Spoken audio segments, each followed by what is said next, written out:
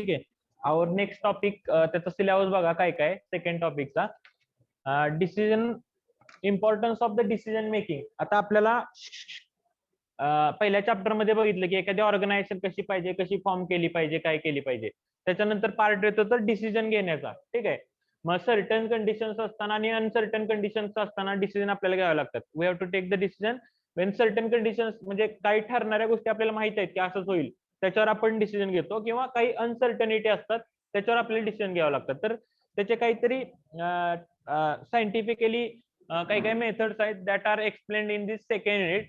ठीक आहे. तर first of all we have to see the what is the importance of the decision making. आपण एखादा decision का घेतो. ठीक आहे. तर that we have to discuss in this unit. आणि steps of taking the decision. एखादा डिसिजन घ्यायचा म्हणजे त्याला काहीतरी पाहिजे ना, काहीतरी सपोर्ट बेस, कशा पद्धतीने घ्यायचा. तर what are the steps in the decision making that we will discuss in this particular unit. ठीक आहे.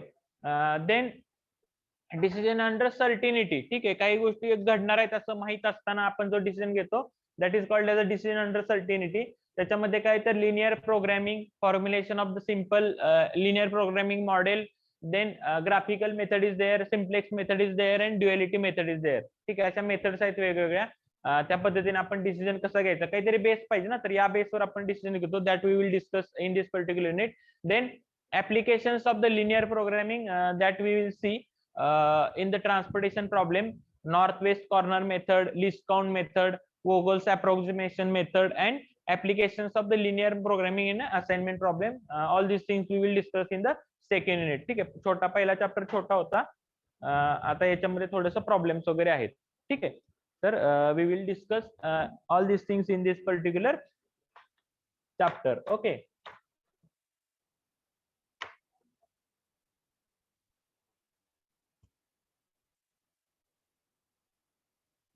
Okay, तर first of all we will go what is mean by decision making.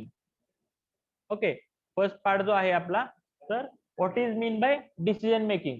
So decision making is also one of the functions of the management.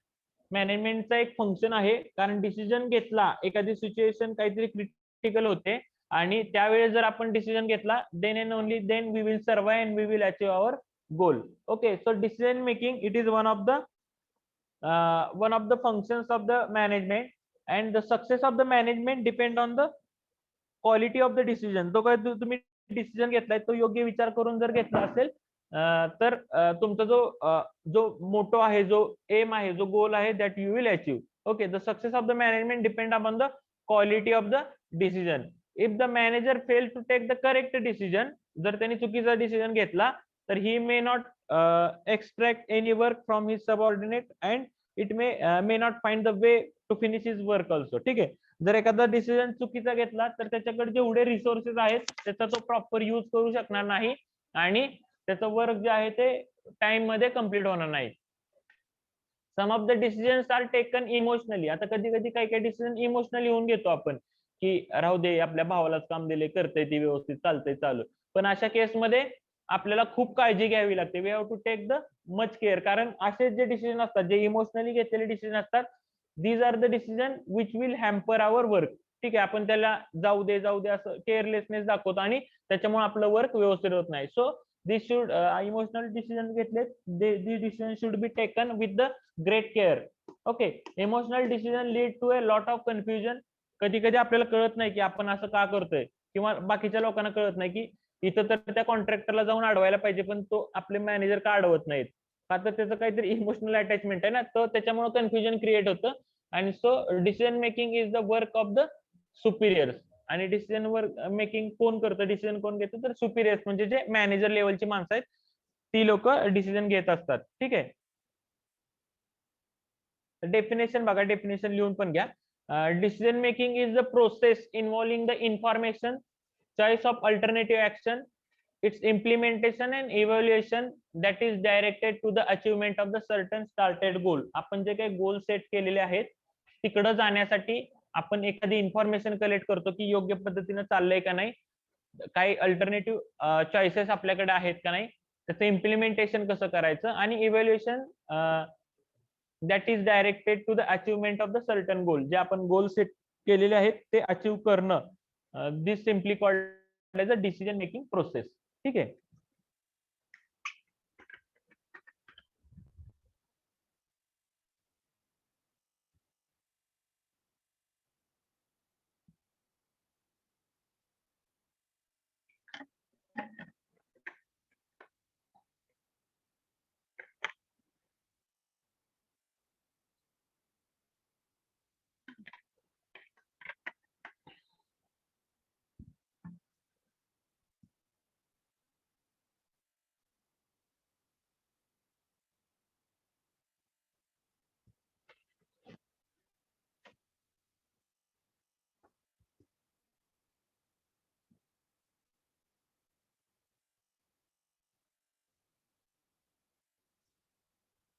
So decision making it is a process. ही एक process आहे ज्याच्यामध्ये आपल्याला information आधी collect करायला लागते. म्हणजे कुठलाही डिसिजन घ्यायचा असेल, जसं महाराजांच्या, शिवाजी महाराजांच्या काळामध्ये त्यांना एखादा डिसिजन घ्यायचा असेल, कुठे युद्धावर जायचं असेल, तर बहिर्जी नाईक जे होते ते इन्फॉर्मेशन कलेक्ट करून आणायचे ना, की कुठं काय कसं चाललंय आणि काय करायला पाहिजे, अशी इन्फॉर्मेशन प्रॉपर घेऊन यायचे आणि मग त्याच्यावर महाराज किंवा ते सगळे मिळून डिसिजन घ्यायचे. ओके, तर तशीच ही प्रोसेस आहे. याच्यामध्ये आपल्याला इन्फॉर्मेशन सगळ्यात पहिल्यांदा कलेक्ट करायला लागते. चॉईस ऑफ अल्टरनेटिव्ह ऍक्शन्स, आपण काय काय करू शकतो. 4-5 चॉईसेस असतात ना आपल्याकडे, असं केलं तर काय होईल, तसं केलं तर काय होईल. तर choices of the alternative action, then implementation. त्याच्यानंतर जो बेस्ट पॉसिबल चॉईस आहे त्याचं इम्प्लिमेंटेशन कसं करायचं, आणि evaluation that is directed to the achievement of the certain started goal. आणि मग त्याच्यानंतर आपण इम्प्लिमेंट केल्यानंतर खरंच आपल्याला फायदा झाला का नाही त्याचं इव्हॅल्युएशन करायचं. झाला असेल तर किती प्रमाणात झाला, नसेल झाला तर का नाही झाला, त्याचं इव्हॅल्युएशन करणं. तर हे सगळं येतं डिसिजन मेकिंग प्रोसेसमध्ये. ठीक आहे.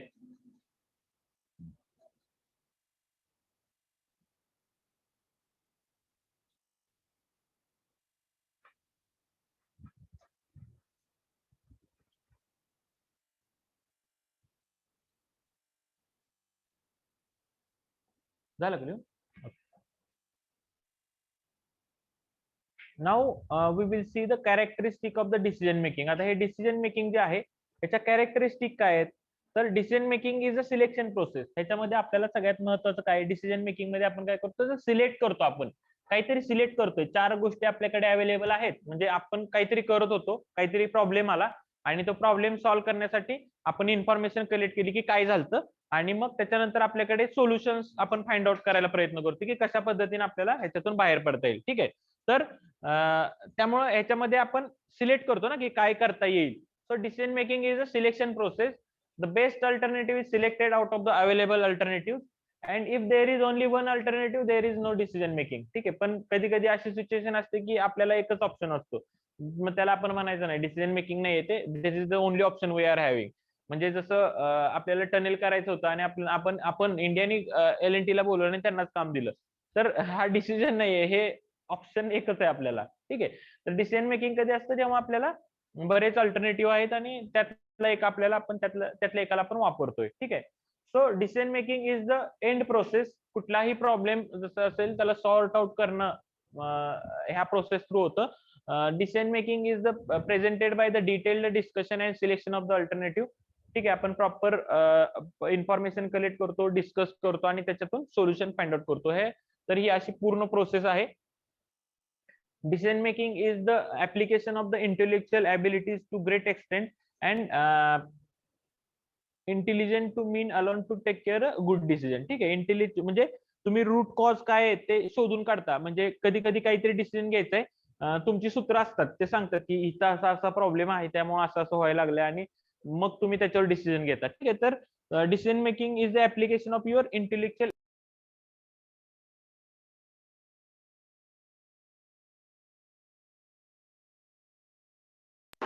ठीक आहे.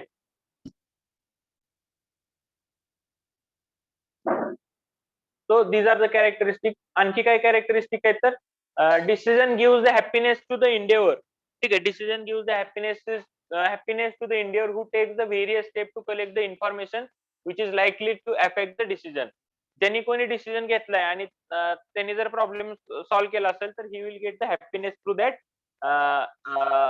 Decision. Okay. Decision making is a situational. कधी डिसिजन घेतो तर काहीतरी वर्स्ट सिच्युएशन क्रिएट झाले किंवा काहीतरी सिच्युएशन क्रिएट झाले तेव्हा आपण डिसिजन घेतलेला असतो हा. And individual take a decision according to the situation prevailing. ठीक आहे, कधी घेतो तर जी काही सिच्युएशन घडली त्याच्यानुसार आपण डिसिजन घेतो. नाहीतर घडले आणि वेगळंच काहीतरी आपलं चाललंय असं नसतं. जे घडले त्याला बाउंड असतं आणि त्याच्यातून बाहेर येण्यासाठी आपण डिसिजन घेतलेला असतो. Okay, it is the dynamic process. पटकन आपण डिसिजन घेतो एक स्पिरिच्युअल लेवलमध्ये आणि it is taken to achieve the objective of the organization. आणि कशासाठी करतोय आपण सगळं तर जे काही आपण गोल ठरवले तिकडे जाण्यासाठीच आपण डिसिजन घेत असतो. ठीक आहे. आणखी काय कॅरेक्टरिस्टिक आहे तर decision making involve the evaluation of the available alternative through critical appraisal method. ह्याच्यामध्ये आपल्याला जे काही अल्टरनेटिव्ह आपल्याकडे मे बी 5, 6, 10 असू शकतात. त्यातल्या एकालाच आपल्याला द्यायचंय काम किंवा त्याच्याकडून करून घ्यायचंय. मग ह्याच्यात अप्रायझल मेथड आहे. अप्रायझल मेथड म्हणजे काय बेस्ट पॉसिबल कोण आहे ते फाइंड आउट करणं किंवा त्यांनी सांगणं की 4 जण आहेत की ह्याचा हे पॉझिटिव्ह पॉईंट आहे त्याचे हे पॉझिटिव्ह पॉईंट आहेत. तर ह्या क्रिटिकल अप्रायझल मेथड थ्रू आपण डिसिजन घेतो. So decision making involve the evaluation of the available alternative through critical appraisal method. Decision may be both negative और पॉझिटिव्ह. आता कधी कधी कसं आहे बघा डिसिजन दोन पद्धतीचं असू शकतं. जर तुमच्या कंपनीचे समजा 5 बिल्डिंग आहेत आणि 3 बिल्डिंगचा ज्या शेवटच्या ज्या 3 बिल्डिंग आहेत त्याचा सेलच होईना झालाय. तर त्या केसमध्ये तुम्ही काय करणार एकतरी काम हळू करणार किंवा थांबवणार किंवा 2 महिन्यांनी चालू करू असं म्हणणार किंवा जो काय तो निगेटिव्ह डिसिजन पण असू शकतो ना. म्हणजे आता थांबलं पाहिजे कारण आपल्याकडे पैसे येत नसेल तर करणार कुठनं ना.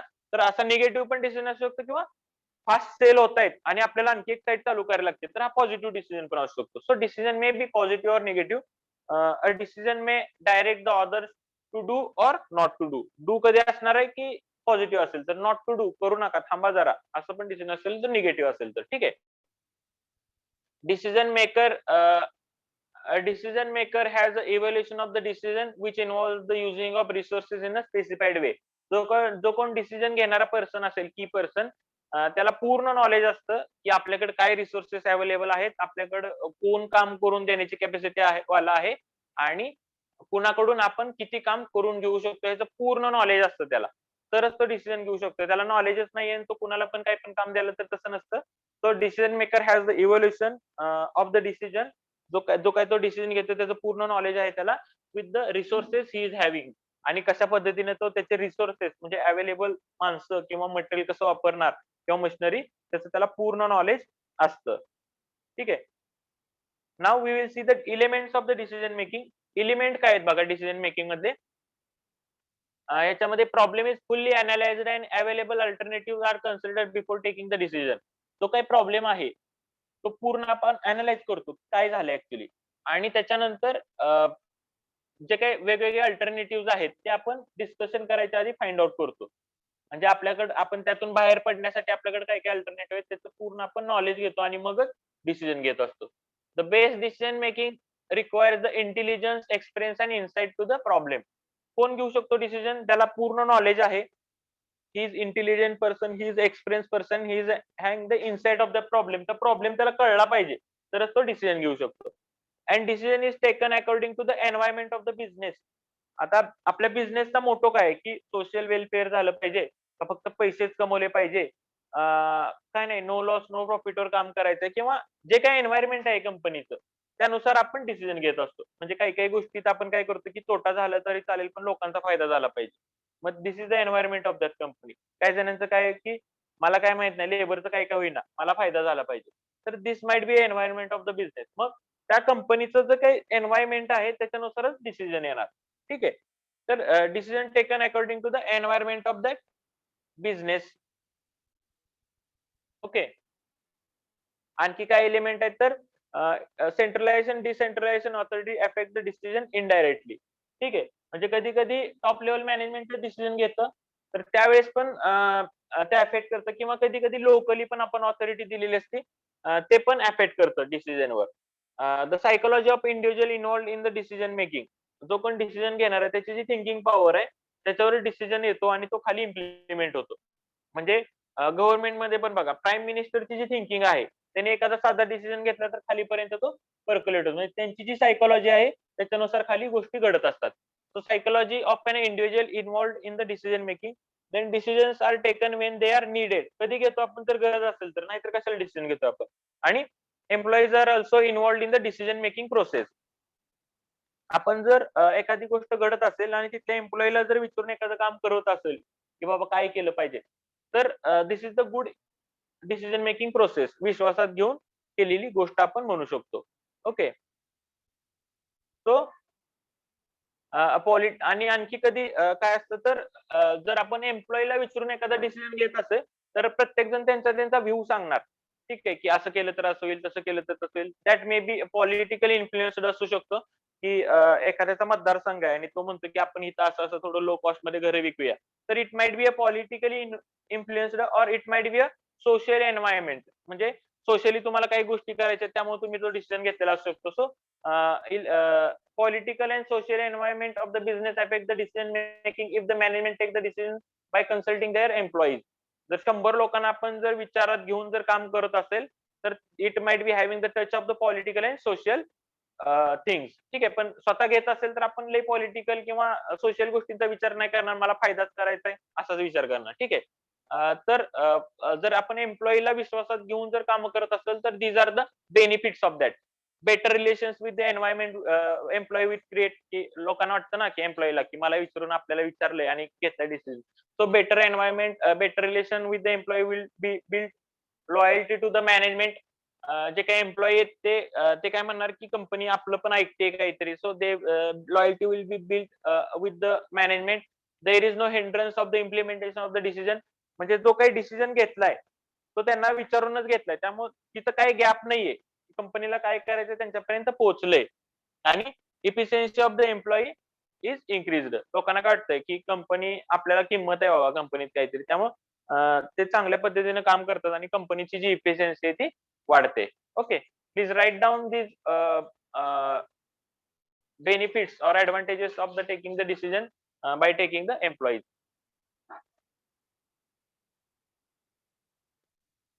Please write down this also and past things also, uh, because I think 5 minutes are remaining.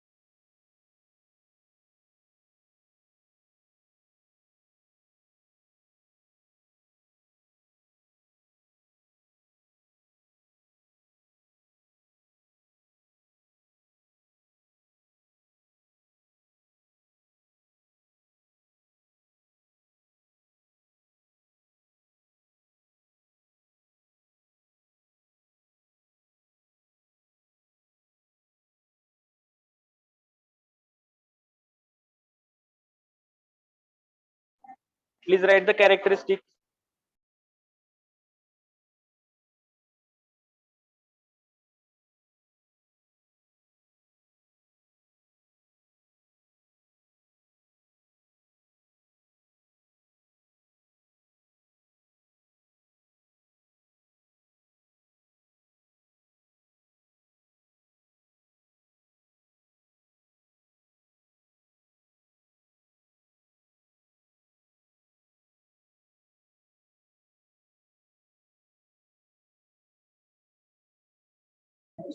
सांगितलं तुझ्या आवडीनं आलंय.